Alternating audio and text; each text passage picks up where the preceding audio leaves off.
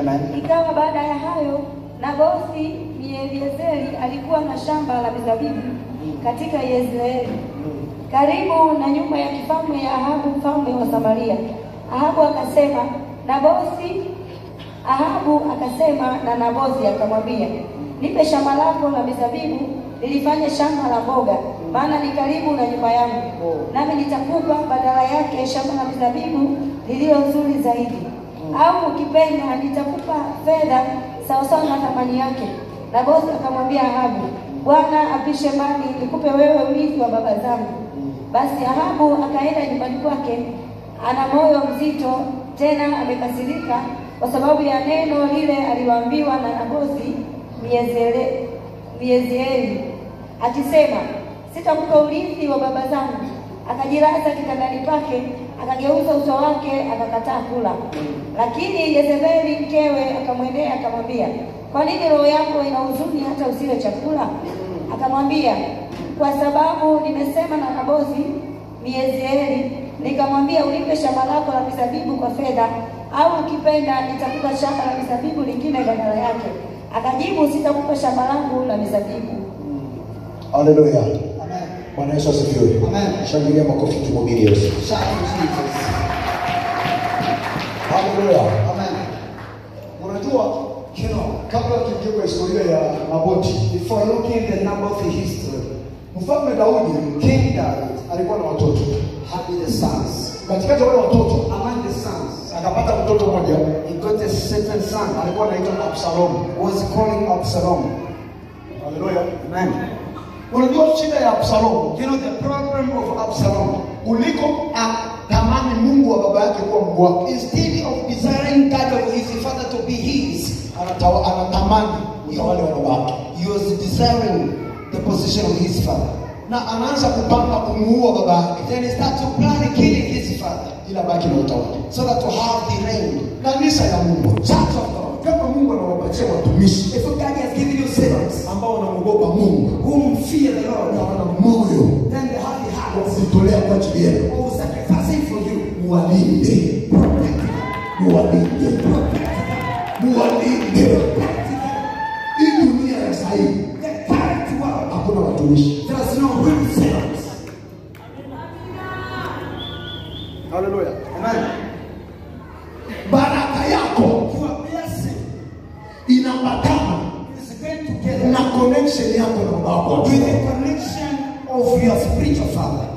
Kuna vitu vingine tukiwa tawe kuviombea. There are other things you don't support to be praying with. Agano yako na baba yako Your covenant with your spiritual unaanza father. kukutetea kwa vita yako, That will defend even your battle. kwa sababu kila baba wa kiroho Because every spiritual battle, every spiritual father ni madhabahu ya watoto wake. is in the altar for his sons. Kila mtumishi Every servant ni madhabahu. is an altar. Ndio maana mnaletaka mafungo yenu ya 10 kwa watumishi, That's why you bring the tithes to the servants. kwa sababu madhabahu Because in the altar, kazi yake ni kupokea its work is to receive masadaka. the offerings. Haleluya. Amen. Madhabahu The altar ni mahali ambapo is a place where una zoezo there is an action ya kufanyia ibada. of doing the service. Wakati tunamwona mtume Daudi, wakati tunamwona mtume Daudi, Once we see Apostle David, hatumwone tena mwanadamu, we don't see the common man. tunamwona madhabahu, We see the altar mahali ambao watu where people wanakutana na Mungu. then meeting God. Acha niwaambie kitu, Let me tell you something. madhabahu ya hii kanisa The altar of this church sio hii, is not this one. ni kosa. It's a mistake. Madhabahu ya hii kanisa sio hii, The altar of this church is not this one. madhabahu ya hii kanisa ni hii. The altar of this church is this one.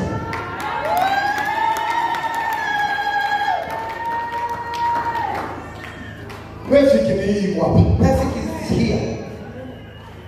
Anaweza kufunga hii milango hii. He's able to shut all doors. Anasema kuanzia leo tuko town. He said from now, Akiambe town, if it is shifting, perfect ni hapa town. it means that the perfect is shifting. Sasa Now, mnapiganiana kwa ajili ya hiyo. you are fighting for this one. Kuliko Instead kulinde hii madhabahu. of protecting this altar,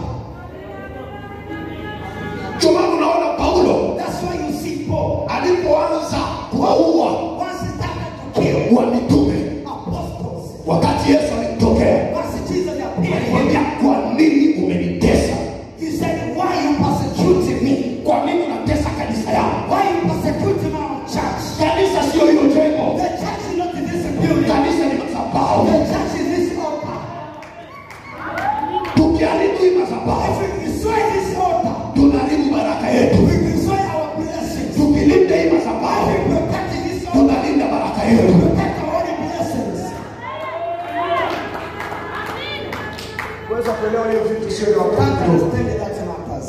Hivi ni vitu vya watu wazima nawaambia kanisa. This altars is for the mature people. Haleluya. Amen. Angalia watu wote Observe all people. wale wameandika historia Those who written history katika mambo ya Mungu. in the godly things. Ni wale walikuwa na connection nzuri na baba yao wa kiroho. It's those people who had a good connection with their spiritual fathers. Sema amen tunge. Say amen so that you may know. Leo mimi nataka nikurudishe kwa agano ya baba yako. I want you to restore you to the discipline of your father. Ukitoke hapa utoke na Mungu wa baba yako. If you come out, come with God of your spiritual father. Kuna watu agano ilikuwa imeharibika. There are some people who are destroying the covenant. Kuna watu wengine wako hapa miaka mingi lakini hawana kuagana na baba yao. There are some people here for many years but they have no covenant to their spiritual father. Mungu wa Ibrahimu, God of Abraham alikuwa Mungu wa Isaka, was the God of Isaac. alikuwa Mungu wa Yakobo. That was God of Jacob. Leo Today, Mungu wa Daudi God of David. awe Mungu wako, Be your God. na Mungu wa kizazi yako Be God of your generation. awe Mungu wa kizazi yako. Be the God of your nation. Ufanikiwe. Amen. Mtu wote ule kwa agano na babake wa kiroho Anyone who is having the covenant with his spiritual father eko chini ya ulinzi. is under the protection.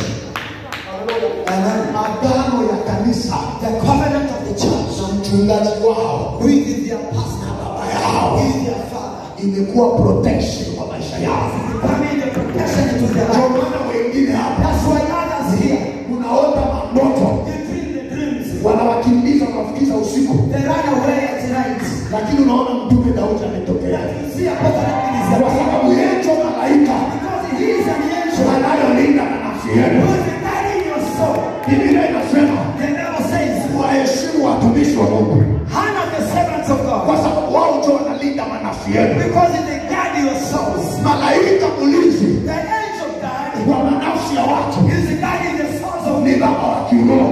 in the spirit. Kama una na baba wa kiroho, If you have no spiritual father, maisha yako yanakuwa kwa hatari. your life is in danger.